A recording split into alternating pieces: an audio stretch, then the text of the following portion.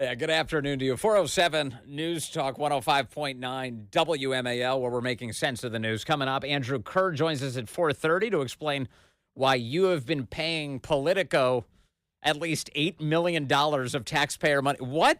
$8 million? And not just Politico, man. We've got a great story to share with you. Well, great insofar as you're learning something important. Awful insofar as it should have never happened. Lauren Miller will be with us at 5 o'clock from the Independent Women's Forum, a professional golfer who's with President Trump right now as he signs an executive order protecting women's sports from men who cheat. And you can join us at 888-630-9625, 888-630-WMAL. The left are freaking out this week that we found the equivalent of their stash of nudie mags, all of the money that's been flowing to them from you to all these these lefty projects that you should not have been paying for all across the planet, that's been enriching crazy left-wing organizations in the United States, not helping anybody. Here's Caroline Levitt today explaining more at the White House. Democrats who are out there pretending to be outraged about the long list of crap that this administration is cutting, federal waste and funding, like $2 million for sex changes in Guatemala, $6 million to fund tourism in Egypt, $20 million on a new Sesame Street show in Iraq, $4.5 million to combat disinformation in Kazakhstan. I could go on, and I'm happy to provide this list to every single one of you. Democrats are outraged that the American people want to be, they want their taxpayers going to good uses, not stuff like this. But then they're very quiet about the fact that there are still North Carolinians and people in California who have lost everything. And in the last 4 years, this federal government did nothing to help them. This president will continue to put Americans first. And I think the successes of this week so far speak to that. And it's only Wednesday. So I'll see you guys later, Democrats. She's out. That's the best. All right, Josh Hammer now joins us. He's the host of the Josh Hammer Show, senior counsel to the Article 3 Project. Josh, good to have you with us. Vince, always a pleasure. Okay, so the left staging their most aggressive, theatrical, hysterical protests yet of this era, going out in front of the United States Department of Treasury yesterday, screaming their heads off. Why are they so angry right now, Josh? You know, Vince, it's funny. So after Democrats got their butts handed to them, they lost every single swing state. Donald Trump won all 7 of the major swing states. So after they just got absolutely pummeled, you had some more moderate or moderate-ish Democrats who more or less vowed that this is going to be a different Democratic Party going forward. That maybe, just maybe, not literally every single day was going to be a constitutional crisis. Maybe, just maybe, Donald Trump is not a fascist, Nazi, Hitlerite-esque figure there. Yeah. Folks like John Fetterman, folks like Jimmy Carville, and some of them were pretty confident that the Democratic Party was going to change its trajectory. And here we are, 2.5 weeks, literally less than 3 weeks into this administration, and Vince, they haven't learned a darn thing. They have not learned a darn thing. They have clearly demonstrated that they have failed to learn anything, because they're out there melting down, literally calling this exactly what the phrase I just used. They're calling it a constitutional crisis. You had someone in Texas today, Congressman Green, who's talking about filing impeachment articles now for what, it's not entirely clear. Other folks, I think Chris Murphy of Connecticut was talking about putting a temporary hold on all State Department nominees until USAID is restored here. And for what? I mean, literally for what? I mean, this is an agency that was giving out over $500 million, $520 million in ESG, environmental social governance. That's basically just the investment equivalent of DEI. They were giving over $500 million in ESG promotion on the African continent. They were doing $30+ million in chemical castration, genital mutilation stuff in Guatemala, $40+ million for DEI initiatives in Burma. I mean, this is the lowest of all low-hanging fruit. I mean, if you guys are freaking out over Donald Trump, Elon Musk, and everyone else cutting the fattiest part of the entire fat of the Washington, D.C. Leviathan, then I just kind of just sit back and laugh, and I say, well, I can't wait to see your reaction when he burns down the Department of Education. That's going to be glorious. Yeah, that's up there near the top of the list we hear. Let me just give people a sample of some of the left-wing lunacy last night. This is Chuck Schumer leading the way outside the Treasury Department. I'm going to stand with you in this fight, and we will win. We will win. We will win. We will win. We will win. We won't rest. We won't rest. We won't rest. Very embarrassing. Here's Chris Murphy. We don't pledge allegiance to the billionaires. We don't pledge allegiance to Elon Musk. We don't pledge allegiance to the creepy 22-year-olds working for Elon Musk. The super impressive 22-year-olds working for Elon Musk. And one more for you. Congresswoman Maxine Waters, always good for a hysterical quote. We have convened here in the right place, the Treasury Department. We have got to tell Elon Musk, nobody elected your ass. Nobody told you you could be in charge of the payments of this country. We have told you you've made enough money off our government yourself. I mean, nothing makes these lefties more angry in public than going after the money they've been misusing, Josh Hammer. Yeah, it's well said, Vince. And again, I mean, if you guys are freaking out over trimming some of the excesses, shall we say, that's probably the most polite way I can put it. If you guys are freaking out over trimming the excesses of USAID, I mean, again, I just come back to the 2024 election. This is a political party that some of the members told us they were going to be more serious going forward and not just dialing it up to 11, so to speak, and just freaking out over literally everything that Donald Trump does, no matter how anodyne or unoffensive it is there. And they're just doing the same darn thing all over again. It's kind of the old Einstein definition of insanity, yes. right? Is doing the same thing all over again, expecting a different result. Well, you guys did this for a long time, and you got the result of Donald Trump winning every single landslide state or swing state for that matter. And you're not going to get a different result going forward unless you change ways. And I guess the final thing I'll say on this is that I think the reason that they're not going to change course, that they are just doubling down on just blowing everything out of proportion there, is to do so would be to repudiate the entirety of the post-2008, post-Barack Obama legacy. That is actually what the Democratic Party's task ahead if they want to come back to a place of normalcy with the voters. If they want to come back and get rid of this 57% unfavorable rating that Quinnipiac polling just says that with the worst favorability rating that they've ever had in modern polling, the Democrats there, they would have to repudiate the entirety of the post-Obama era. And they're not ready to do that. So because of that, this is what you get. Yeah, it is what you get. So I'm of two minds on this, Josh. One is I want the left to continue to be this way, which is just continue to hysterically descend into irrelevance. And forever live in the wilderness of American politics. That's part one. But part two is there's a part of me that does hold out hope that some of these guys could learn a lesson from all of this, and we could have a better state of American politics, a more worthy opposing political party, one that doesn't have its head installed backwards.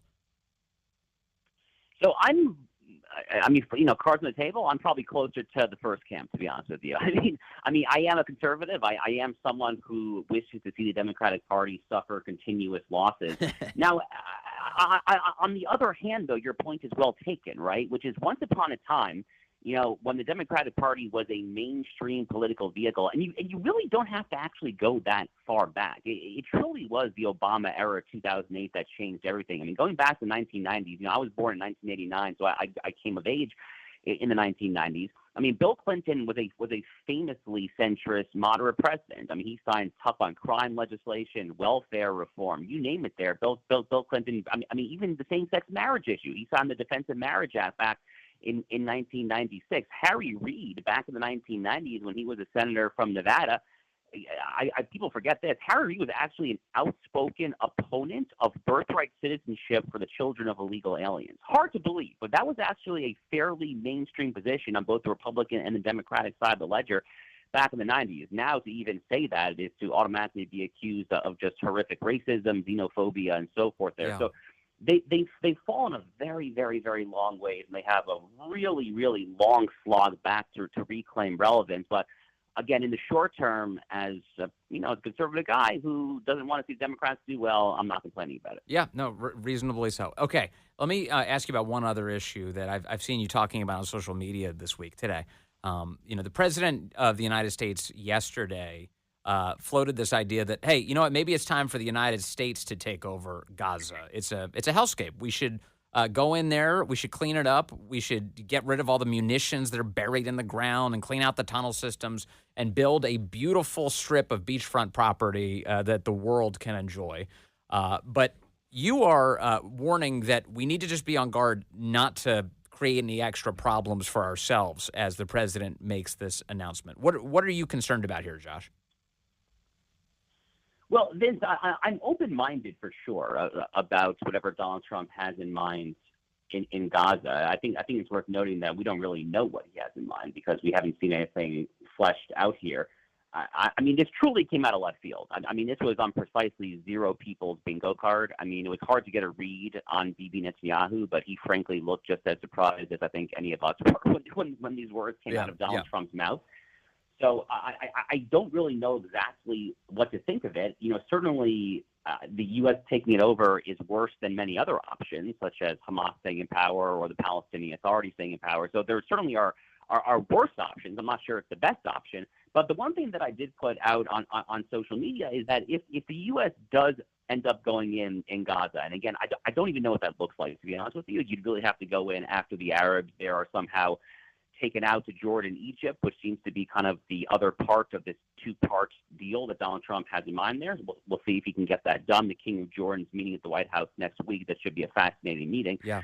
So if the U.S. actually goes in and establishes Gaza as a province, a territory, a state, whatever you want to call it there, the one thing that I am sounding the alarm early on here is we have to make sure that any of these people that are left, that they cannot come here to the actual United States. Like, I don't care what you want to call Gaza at that point. You call it a province, territory, whatever legal term you want to use, principality, I don't really care.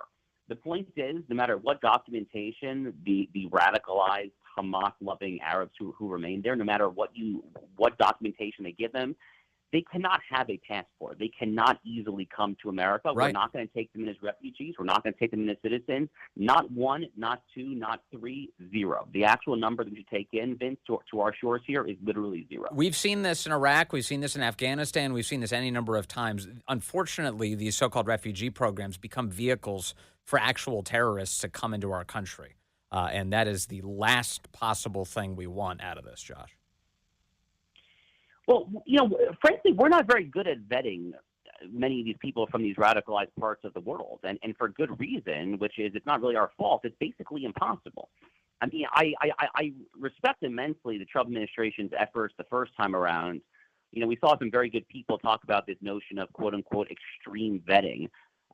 That only goes so far. I mean, it's really, really, really hard to say. I mean, the percentage of people, there's polling in the Palestinian territories. There's polling in Judea and Samaria, aka the West Bank. There's polling in Gaza. The polling is pretty dire as to what these people actually believe when it comes to applauding jihadism, when it comes to applauding terrorism there.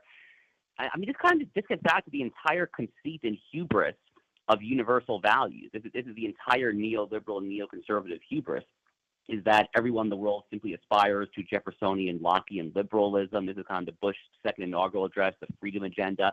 It's total nonsense. There's no such thing as universal values. Some systems and some ways of life, some religions, dare I say, actually are better than others.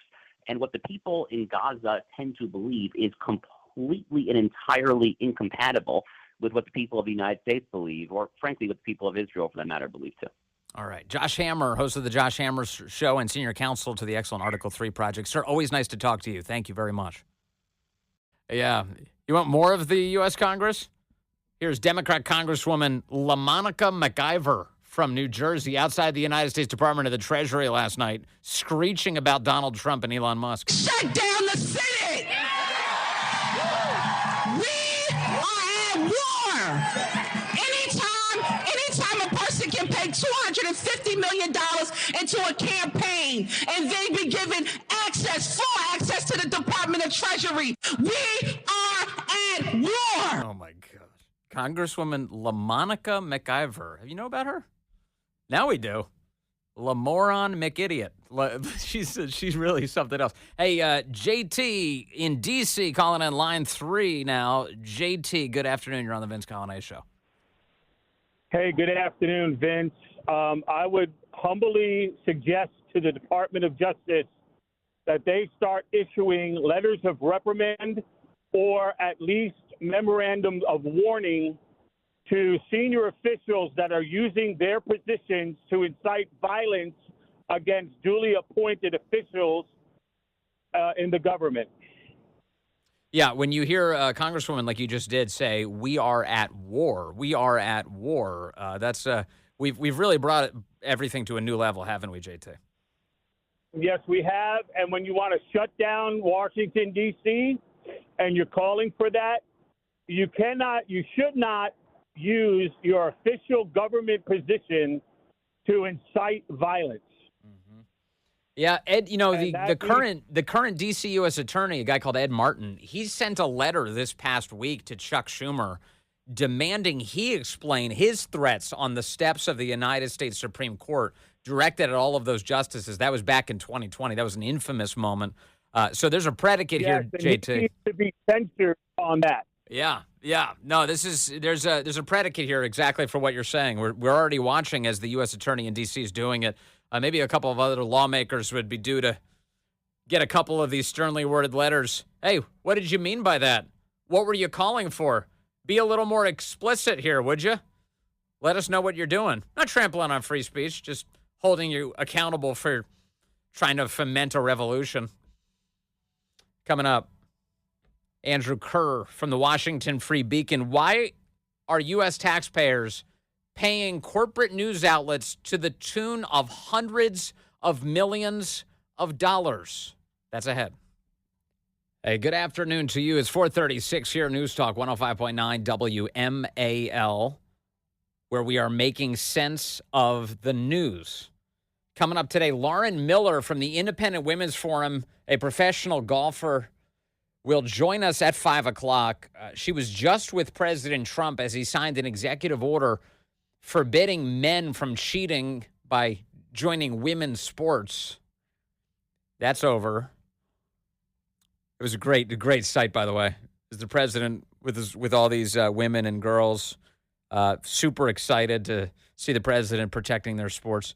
A lot to share with you coming up. It's a lot of fun. But let me first focus on an emerging story. You know, as Elon Musk and the Department of Government Efficiency, DOGE, said about purging all of the very wasteful spending that the United States federal government has been doing.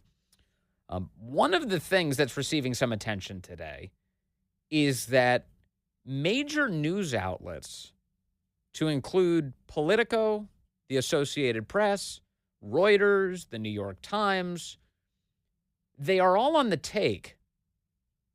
In public documentation, they have been receiving millions upon millions of U.S. taxpayer dollars. And in fact, today, Caroline Leavitt, the White House press secretary, addressed some of this.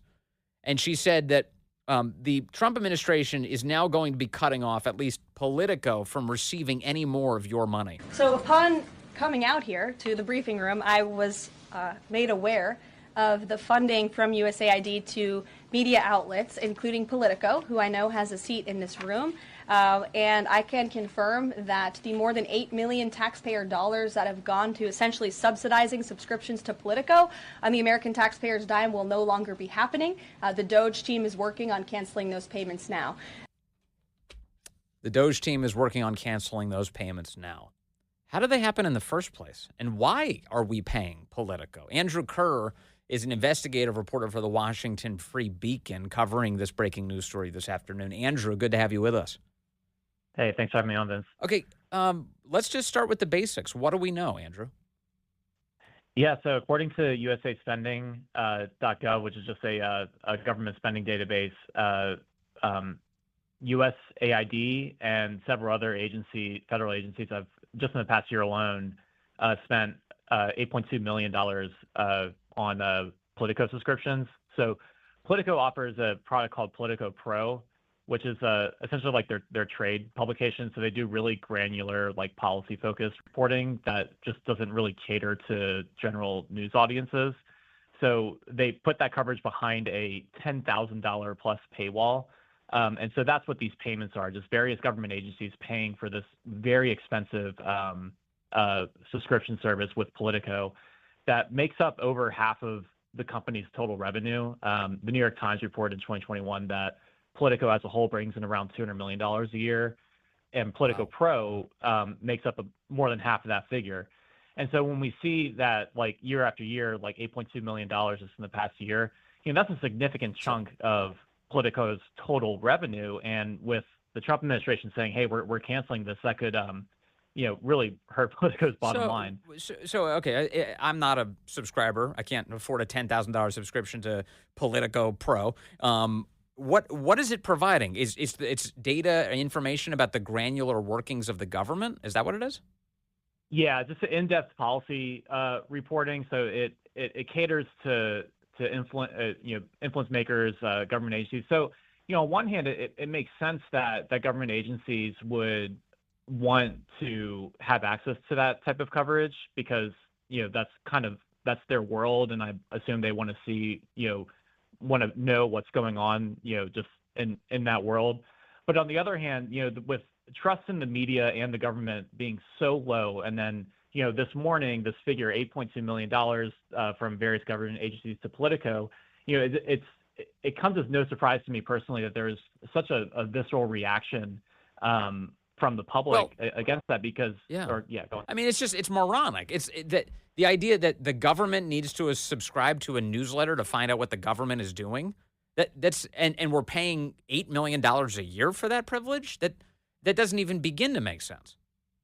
Right. Yeah. And then also, I don't think you can avoid this question that when the government's paying so much money to an organization that covers the government, the question arises, well, like, is this compromising Politico's coverage and the other outlets that are getting payments from the government? Is this something that, that's just typical, questions that people ask when you have someone or some group is paying a news organization a significant amount of money. Well, okay, what are they getting out of that? Sure. Is there some sort of quid pro quo going on here? And so, with such a big number, millions and millions of dollars a year, that's just again, it comes as very little surprise to me that there's been such a visceral reaction against these payments. Andrew Kerr, has Politico ever been involved in publishing stories that advance any sort of deep interests of the government against the American people? Yeah, there's been a few of those stories. Politico was the one that they got started on the infamous Hunter Biden laptop letter, the 51 intelligence agents. Yeah, so like they've all the time. Okay. Yeah, there's plenty of examples. Oh, interesting. Okay, so the 51 intelligence officials thing that said that Hunter's laptop was Russian disinformation, that was a Politico special. What about leaking the Dobbs decision in its entirety in an effort to prevent it from happening? What news outlet did that? Yeah, that one that crossed my mind, but I believe that was Politico as well. Yeah, it was. That was Politico. All right, I'm just running these down. I did look up on that USA Spending website today. In addition to the $8 million that you and I are talking about, apparently since fiscal year 2009, Politico LLC has received $34.26 million from the American taxpayer, at least, according to those public disclosures, $34.26 million. It might have some impact on the way you conduct your business if you're making that much money from the feds. Right. It's a significant chunk of Politico's total revenue just based on the figures that have been reported. And it's actually, I'm looking at the chart right now. It's a number that's steadily increased year after year after year. So like in 2020, for example, it was 2.6 million. The next year is 4.3. 6.1 by 2022. So it just keeps climbing up, but it's probably going to drop to zero because that's what the Trump administration said. They're going to cancel these payments. I do. On the issue of Politico, I want to move on to some other news outlets in a moment with you. But on the issue of Politico, I've seen some reports in the last 24 hours that they had trouble making payroll this past week. Are those two things connected in any way? Yeah. So yesterday, Politico told its workforce in an email that was released to the press that there was a technical issue that just their payroll system did not distribute paychecks on their latest pay period. They're saying it was a technical error. This was before the Trump administration said that they're going to cancel these payments. So I think it's just a wild coincidence that we've got these two stories like side by side, but it's certainly not a good look for Politico that they're not making payroll. And then the next day, one of, if not their biggest client in the federal government, is no longer going to be paying for these subscriptions. It's not been a good 48 hours for Politico. And I don't know if you've seen anything on it. I haven't seen a statement from Politico about all of this federal money that they've been receiving. Have you? I have not, no. Huh, interesting. Okay. What about other news outlets? I see the Associated Press, Reuters, the New York Times. These other outlets also receiving federal money? Yeah, so Reuters, just in the past year, $3.1 million. So I think it's important to note with Reuters that the vast majority of the payments came from the U.S. Agency for Global Media. So Reuters being a newswire service, the U.S. Agency for Global Media, they run Voice for America and Radio Free Europe. So my assumption is that like they're just using Reuters wire content services. Yeah. And in the Free Beacon, we subscribe to Reuters. We post their newswire services too, so it's not relatively uncommon. Sure, but wait, yeah. 1 second though. The Free Beacon is not the federal government. Nobody's true. My life is not dependent on your actions, although it probably has been helped by your reporting. So thank you for that. But you've got the federal government paying a major news service. Yes, they're getting wire services from them, but wouldn't that create at least a small conflict of interest, if not more? Yeah, I don't think you can get away from that. When again, all these news services, they purport to cover the federal government aggressively, and it starts to raise questions when, hey, well, you're receiving millions of dollars from the federal government. Did you say 3.4? Is that what you said? 3.4 million? 3.1 in the past year to 3.1 million. I don't know how many business owners are listening to me right now, especially small business owners. That's a lot of revenue, right? $3.1 million so a federal contract for $3.1 million directed at Reuters, and presumably, again, you and I are making an assumption here that that's for their wire services. I just think that it does create a tremendous conflict for Reuters. How can you look us with a straight face and say you're covering the government in a dispassionate way, and meanwhile your hand is out collecting a check from that same government? Right. Yeah, that's a totally valid question. What about the other? What about the other services? Yeah, Associated Press. I'm seeing $620,000. So they got that money from the State Department, and also a little bit from the U.S. Agency for Global Media. The New York Times. In the past year, I'm seeing almost $400,000, but that they've since 2008, it's over $100,000 a year, just continuous. So the New York Times, they're getting money from the Department of Defense, from the Treasury, from the White House. Presumably those are for subscription services. But again, we've got the New York Times. They cover the federal government, and they're receiving a significant amount of money from the federal government. It just raises questions. Yeah, it does. I hate to be cliche about it, but just imagine if if the federal government was paying hundreds of thousands of dollars to the Daily Caller or the Daily Wire or to the Washington Free Beacon, that would the mainstream press would probably go nuts over that. It would be a massive story. So the mainstream press right now is upset that conservative media are even allowed to ask questions at the briefing. That's their level of upset. That's the threshold for driving them crazy. If the Daily Caller was receiving $5 million a year from the federal government under the Trump administration, this would be a full-blown international scandal in the eyes of the American left. So yes, no, you're exactly right. It should, of course, go both ways evenly, but it doesn't. Mm-hmm. Yeah. All right. Well, thanks for digging in. Is there anything else that we should know about this story right now, or we await your further reporting on it? Yeah. Just before I came on the call, I checked the House of Representatives. They put out quarterly spending reports, and there's a handful of lawmakers, both Democrat and Republicans, as well as the Committee on Budget. And the Committee on Budget in July 2024 cut a $54,000 check to Politico. And there's probably a lot more. That's just the information I got from the last quarter that they reported. So it's widespread. The legislative branch is spending money with these news services that cover them, as well as the federal government. And that money is not campaign money, right? It's not from rich donors or something. You're talking taxpayer dollars flowing to Politico in this case. Right, yeah. So every lawmaker, they get a budget. It's called the Members Representational Allowance. And so there's a handful of lawmakers and then and at least one committee as well that is using some of those funds that is supposed to be used to just operate their congressional office. They're using that to purchase Politico subscriptions. So like, for instance, there's a Democrat, Timothy Kennedy, spent $8,200 on with Politico in September 2024. So these are like not insignificant payments. These are thousands and thousands of dollars every time. It's a cartoonish amount of money. Yeah. Okay. Thank you very much, as always, for your dogged reporting. Andrew Kerr over at the Washington Free Beacon. Good to talk to you today, sir. You too. Thanks, man. All right. Andrew Kerr, always all over this stuff. And as I played at the top, Caroline Leavitt announced today that at least the $8 million that Politico has received from USAID, that was what she was assessing, that's ending now, that they're ending the subscription relationship. No more money from American taxpayers going to Politico. Again, to remind you, Politico meddled in the 2020 election by putting out into the ether that somehow Hunter Biden's laptop was fake, that it was Russian disinformation, when, of course, it wasn't. And then also had the key bit of reporting that, if you can call it that, the leaked Dobbs decision that led to the assassination attempts on Supreme Court justices. Yeah.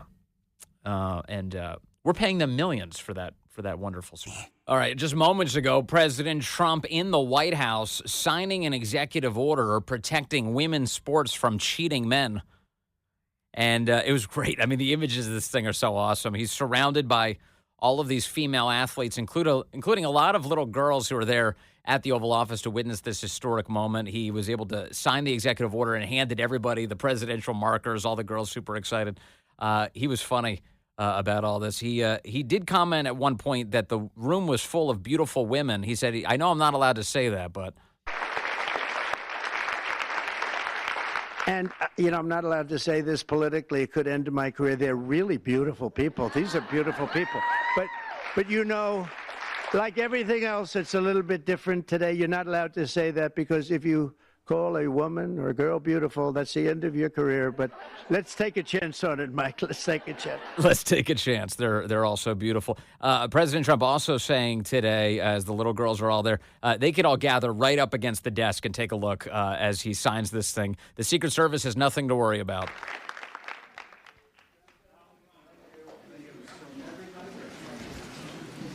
If you'd like to gather around me, I think I'm going to be okay. Come on. Come on.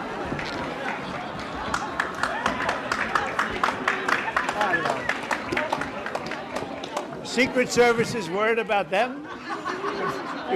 If we have to worry about them, we have big problems.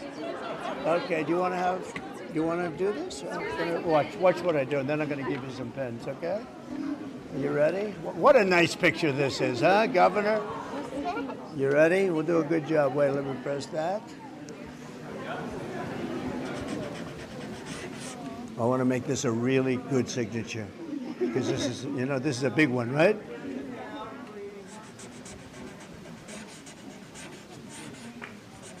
Oh, I think we have a 10.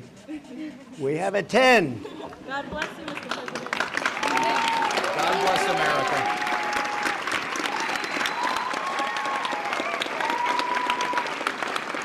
Cute little girls, all lined up, all smiles, markers being handed around. A big day to protect their sports.